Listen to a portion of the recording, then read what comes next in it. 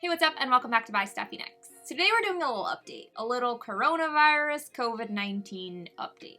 It's time. I've been getting so many requests from you guys to do a second update video. The first update that I did was just a few weeks after I was sick, so it was like kind of all in that crazy time. Now I have a lot more perspective. It's been actually 3.5 months since I was originally sick, which is crazy. I feel like time has flown by, but also has gone really slowly at the same time, if that makes any sense at all. It doesn't, but it does. So today we're doing that update. I'm gonna let you guys know how I've been doing, answer a whole bunch of questions that have been sent. One of the questions I'll answer right now, many of you wanna know if I'm still alive, and thank God, yes, doing well. There are also a couple other things that I want to touch on in this video though. One of them, hot button issue, testing. I got tested. We're gonna talk about it. And then the final topic that I want to talk about at the end of this video is just like life after quarantine. What next? Everything is starting to open up again. It's a little scary, a little confusing. What are we supposed to do? How safe should we feel? So we're gonna chat about it. Honestly, there's so much to talk about in this video, so we should get right on into it. And I think we're gonna start with testing because I know that's what you guys wanna know about.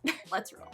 Testing, the issue of the day. I have been called out by so many people for faking the virus because I wasn't able to get a test at the time that I was originally sick. For the quick recap, I'm in New York City. Things were crazy here. This was literally in the first few weeks of the virus really going crazy here. We tried our hardest to get testing. We called, tried to book an appointment because you needed an appointment at the time. We just couldn't. We never got a call back. We never got an appointment booked. Actually, that's not true. We did get a call back a month and a half later. It was a little too late at that point. So there's a little update on the whole phone saga. But because of that, we never had the official on-paper diagnosis confirmation of coronavirus. It was just a symptom-based diagnosis because we all had the symptoms of coronavirus, all got it at the same time in the same house.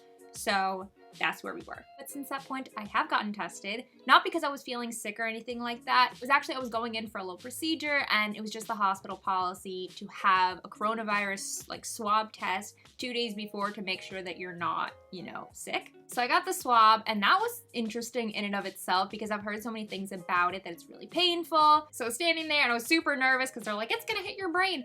So he puts the swab in and it definitely went really far back, but it wasn't so bad. Literally, it's like all the way up there and I'm thinking like, this isn't so bad. What are people complaining about? He does the like shake around and then he pulls it out. Oh my God, taking the swab out, now that's what hurt. Jeez, it was bad. I like walked out and I'm just like, I feel it. That feeling did not leave. It actually kind of got worse. The whole rest of the day, I was in a lot of pain up in this area, and then it kind of like spread out to here. It was just like this whole side of my face was, I don't know, like horrible pressure pain. Very uncomfortable, but nothing to the point where it should stop you from getting tested if you need to get tested, if you're feeling sick, if you need it for like a procedure or something like that.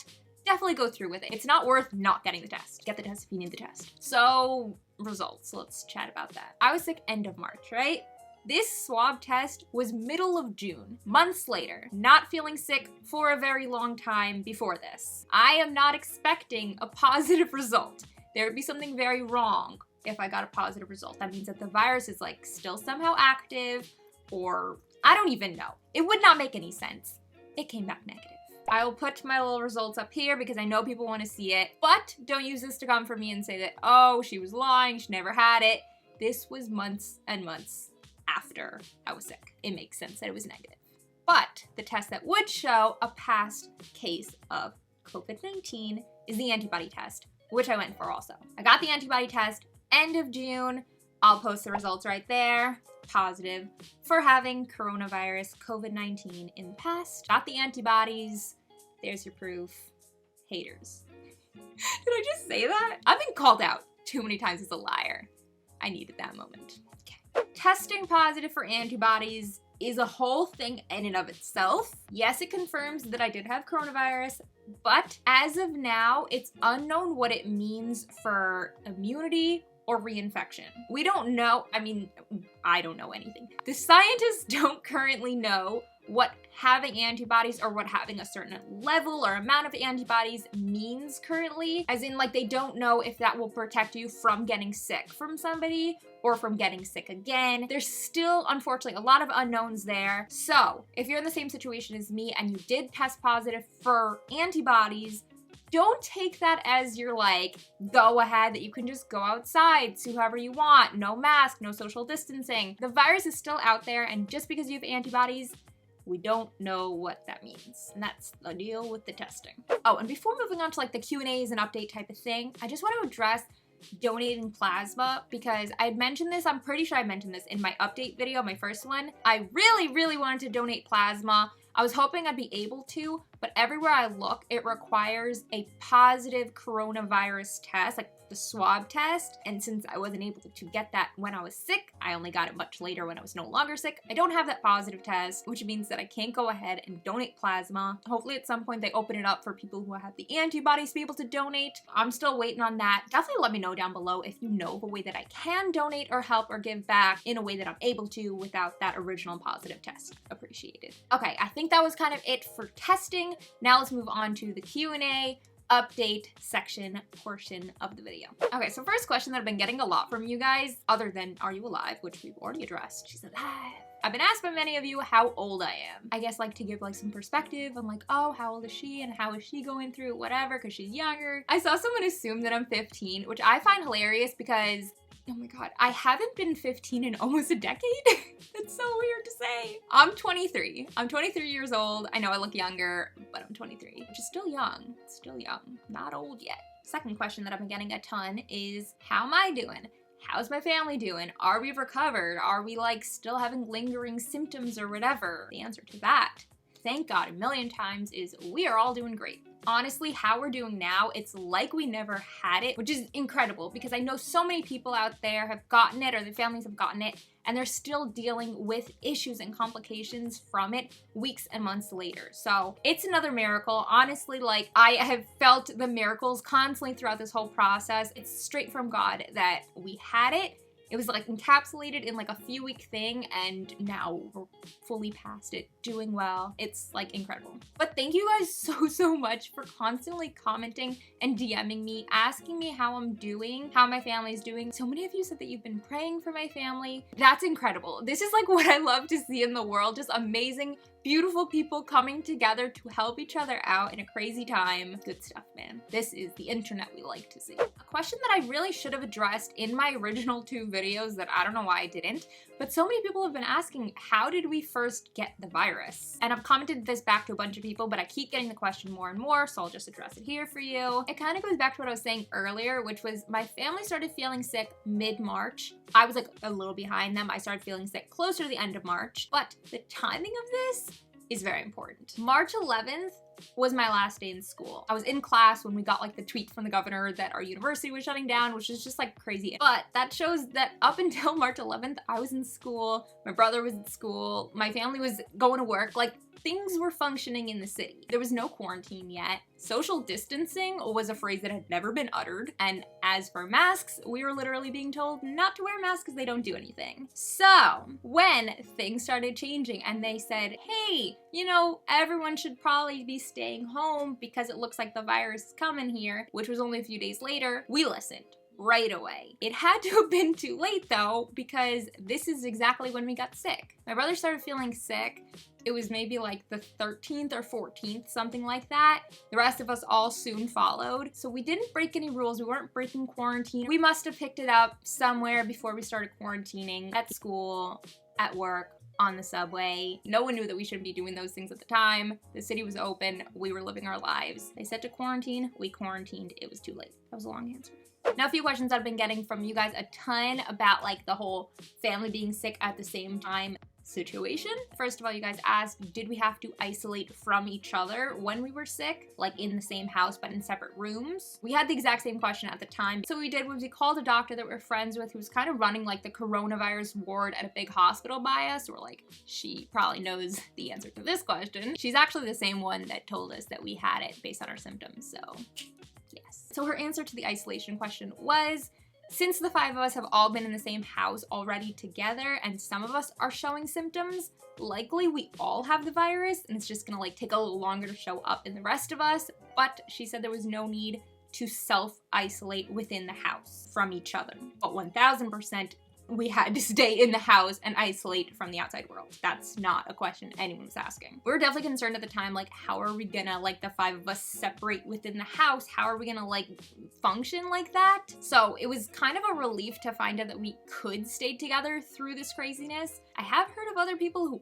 have been, like, self-isolating in the house away from each other when they're sick. So I'm not gonna, like, give you guidance here and say, it's fine to all be together. I'm not telling you what to do. I'm telling you what we were told to do in March. Maybe things have changed. I'm not a doctor, don't hold me accountable to anything. Next, a logistics question. People wanna know how we got food while we were sick and self-isolated in the house, and this answer, I love telling people this. When we got sick, people found out in the neighborhood, and friends started texting us right away asking, like, hey, how can we help? What shopping can we do for you? Like, what do you guys need? Some people were, like, offering to cook meals for us. It was, like, the sweetest, most heartwarming thing. So we accepted their offers. We had some friends do food shopping trips for us. I think we had someone do, like, a drugstore run too. But it was really just so amazing to know that, hey, our family can't go out for a few weeks because this crazy thing is happening in the world, but it's fine. We got people who have our backs here. Like, everyone is ready to chip in. It was really, like, special. Thanks, friends. Another hot topic that we definitely have to talk about is senses. In my first video, when I talked about my symptoms, I brought up the fact that I had lost complete sense of smell, complete sense of taste, and I was, like, kind of freaking out about it because it's the weirdest, strangest experience. I know so many of you guys are going through this too, and I completely sympathize with you. It's, like, it's terrible. Not only is it, like, weird and annoying and, like, a strange sensation to not be able to smell or taste anything, but it's also, like, scary because it's like, is it gonna come back? Am I just not gonna be able to smell or taste for the rest of my life?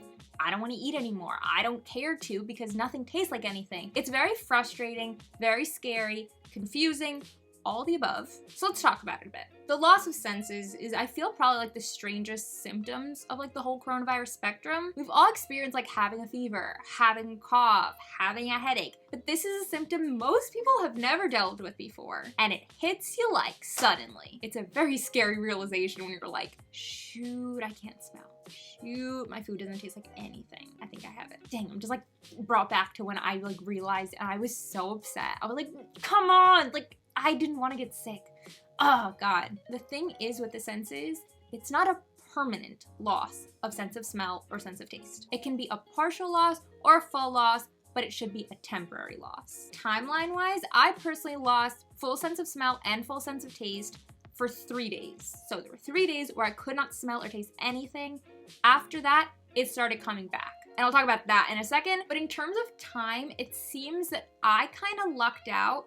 As compared to many of you guys in the comments, I've been seeing how long you've lost senses, and 3 days seems to be on, like, the shorter end of the spectrum. From what I've picked up from all your comments is that most people get their senses back in under 2 weeks. So, like, a lot of people get it back in, like, a week or 10 days, something like that. But usually, like, within 2 weeks, you get it back, or you start to. That's not to say that people don't have it lost for longer. I have seen people writing to me that they've lost it for a month and a half. And that is, like, unbelievable to have full loss of sense of smell and sense of taste for that long. I don't think that I could deal with it. So power to you guys, strength to you. Keep on pushing through, keep eating. Don't not eat, because that was, like, my #1 feeling. Like, I just didn't care to eat anymore. Not good. You need nutrition. You need to keep your body strong to fight the virus. So eat. But now back to what I was saying about, like, when the senses start to come back. Because once they start to come back, it's not the end of the deal for you. I mean, it could be. Maybe they come back 100% right away for you, but they didn't for me, and for a lot of people that I've talked to, it doesn't work like that. What happened for me was, like, on day 4, I was able to maybe faintly start to smell things. Like, I couldn't even tell if I was imagining it or not, but I was, like, holding the soap up to my nose, like, does this smell? Can I smell? I'm, like, throwing a literal party at the sink. But that's what I mean. Like, it was very, very weak sense of smell and taste also. Like, I couldn't tell if I was just imagining having taste back. So the senses were only fully lost for 3 days, but then it was like a slow build for a few weeks to get back to 100% having like my sense of smell and taste back. A couple more things about the senses and then we'll move on. In those few weeks where my senses were like building back to full power, there were like some weird things going on. Certain foods tasted strange to me, like they tasted like really bad, but to other people in my family it tasted normal, so it wasn't the food, it was my sense. So that was something annoying, but that has cleared up. Everything tastes normal and good to me now. And then for my sense of smell, as it was like getting back to full capacity, certain things I would like be able to smell really strongly, like almost 100%, and others were still at 0, like full loss. So I guess this has something to do with like the nerves like regenerating and like renormalizing. I wish I knew the science behind all this. I don't. But certain scents were good, certain scents were complete 0 in those few weeks. Everything now, thank God, is 100% in smell and taste. We're good, we're normal. But it was like a weird few weeks there. And then the last thing that I want to mention about the senses, a lot of you guys have been asking me if I've had like a weird smell or a weird taste in my mouth, like while the senses were gone or while they were coming back. And personally, I did not experience this, but I know people who have. My mom and sister both had a really weird taste in their mouth while their sense of taste was coming back. And then my friend, she lost her sense of smell and taste a while back when she had the virus, and she's still experiencing like a weird smell, or certain things that she smells smell like bad to her when they should smell normal. So definitely like there is some like weird stuff with the nerves regenerating. Oh, and I like literally completely forgot about this until right now, but I'm remembering that when my sense of taste was coming back, oh my God, I literally completely forgot about this until right now. In my cheek, on my inner cheek, there was like some tingling, and that was a few hours before my sense of taste came back. It was kind of like like a little warning sign, like you're about to get your taste back. And then my mom got that same feeling in her nose right before her sense of smell came back. So if you've been feeling a little like tingling or something, that's hopefully a good sign that you're about to get your senses back. Yay, totally forgot about that. Wow, the whole sense of smell, sense of taste loss thing is super weird, super annoying. Just hang in there. Unfortunately, I know a lot of you guys have been asking, like, is there anything you can do to bring it back faster? I Googled at the time. I called an ENT at the time. I'm like, please help me, give me some tips. There was nothing that I could find at that point. So I wish that I could like give you some advice, but really it's just patience and knowing that it will come back soon. That should really help you, knowing it's not gonna be permanent. Sorry, I wish I could do more. And now my final little question that I've been getting from you guys that I want to address, and I hope I didn't like miss any topics. If I did, let me know down below and I'll definitely answer you there. But the final question is just, what should you do while you're sick? How do you get better faster? Tell me things to do. I'll tell you things to do. In terms of medication, if it's not like serious, you're not having complications, you're not in the hospital, the best thing you can do is Tylenol. Tylenol did help somewhat with the severe headache and severe like pressure pain that I was having. The only thing about Tylenol is it's very easy to accidentally take too much, which is very dangerous. You don't want to do that. So I'd recommend switching to regular strength Tylenol, like lower dosage if you usually take like the extra strength. You know that you're going to be uncomfortable for hours and you want to be able to take as many doses as possible to help you feel more comfortable. So taking a lower dosage of the Tylenol will help you to be able to take more doses and spread out the pain relief throughout the day and night. But be very careful, read the dosage stuff carefully on the back of the bottle. Please don't like mess yourself up with this stuff. Like, we don't need more issues. Other than that, and I feel like these are very like basic general things to say, but they're very important. You want to hydrate, drink a ton of water, rest. I was taking tons of naps when I was sick. I was just super tired. Give in to your body if it's feeling tired. Go to bed. Get more sleep than you usually do. Take it easy. Especially like when I started feeling better, I'm like pushing myself, like I can stay up, I could do what I want. And that destroyed me. I remember like I tried to cook when I started feeling better and I had to stop in the middle because I was just feeling so winded, so exhausted. Don't push yourself too soon. Take it easy. Even when you start feeling better, your body is weak. Your body just fought something off or is fighting something off. Give it a break. Help it out. Of course, if you're sick, stay home. Don't go out. Don't be stupid. Don't infect other people. Like, please, no, just stay home. We're dealing with a pandemic. Don't make it worse by having to go out and see your friends while you're sick. Final little piece of advice. Don't Google. Don't watch the news when you're sick. You're gonna find more negative things than positive things. I mean, Googling it did bring you to my video, so it can bring you to some good stuff. But mostly the media is just out there to scare you and get you like more freaked out and worked up over all this. If you're sick, you don't need more stress. If someone you know is sick, you don't need more stress. You know if you're sick, you're not supposed to be going out. That's the basic thing that you need to know. You can shut off the news. You can stop taking in all the like coronavirus scare tactics and all that. Just my little piece of advice. Okay, so that was it for the questions. I really hope that I answered anything that you've been wondering about. If I missed something, you can definitely leave a comment down below, or you can DM me on Instagram. Same handle as I got right up there. It's ByStephieNics on Instagram. Just DM me. Don't worry, it's not weird. It's a very scary and isolating feeling getting sick with this virus. And if I could help ease your mind by answering any questions or giving you advice, anything you need, I'm like more than happy. Like I feel honored to be able to help you guys out with that. So don't feel weird about commenting or DMing or anything like that. I'm here to help. Final topic that we're gonna be chatting about today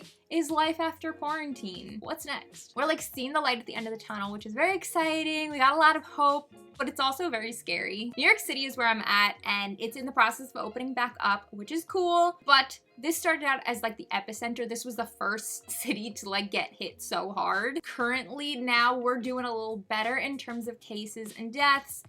Other states are doing a little worse. It's a very weird feeling. We kind of like past it now. Other states are dealing with what we were, it's not good. So if you're in New York City, if you're any place where it's not doing so bad and you feel like, you know what, I can go out there, not so many cases around, I'd still warn you to be cautious and careful and safe about how you do it, because it can come back. Large gatherings of people close together, no masks, that's how it's spiking, that's how it's coming back. We don't need that. It's so easy to just make sure you're distanced, keep your mask on at all times, over your nose too. Don't wear it down there, that's not doing anything. Basically, I'm just saying, like, don't think it's over. It's unfortunately not over. But at the same time, don't feel like you can't go out at all. If the strict quarantine stay-at-home order is not active in your area anymore, you can go out safely, of course, but don't feel like you have to stay in your house and hide forever, because that's not healthy either, just like mentally. In terms of like school, work, that type of stuff,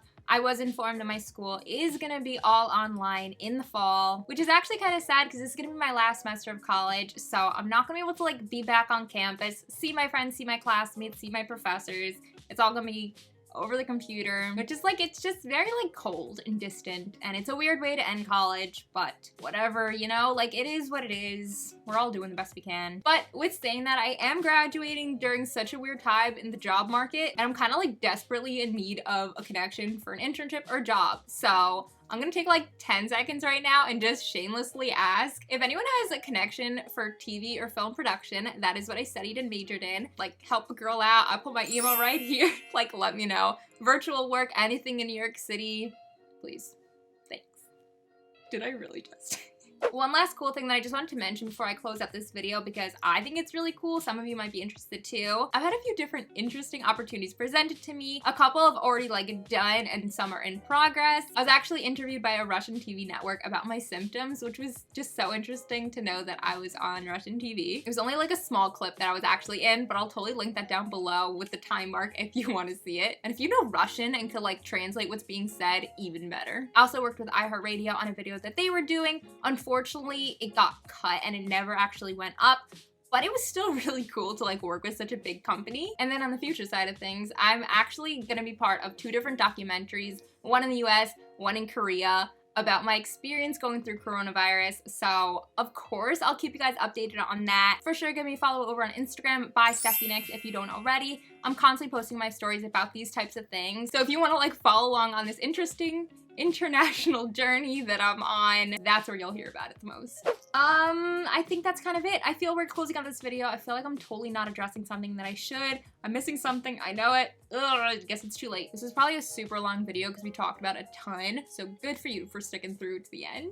But on a serious note, I really just want to like thank you guys sincerely from the heart for being here with me on this journey, this like terrible, messed up, horrible journey. I went through something really scary and recorded my experience, and through that, it's kind of opened up this little like safe community where everyone can share their concerns, their questions, their worries. And I've done my best to comment back to as many of you guys as possible, but when I can't, because it's just an overwhelming number of comments, I see you guys answering each other, helping each other out. Just the comments where someone simply writes like, I'm praying for you.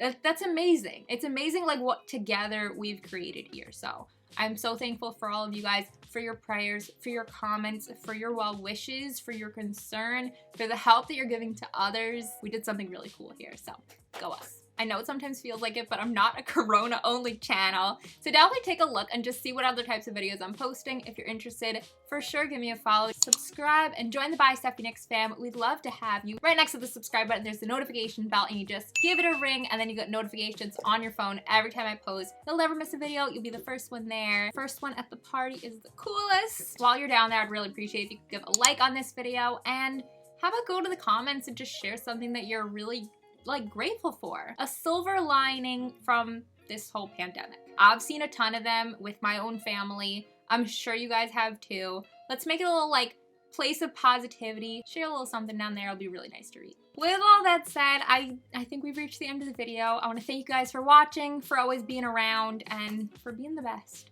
truly. Signing off in this update, I just want to wish you guys health, safety, peace, love, all the best as always, and as always, this was ByStephieNics.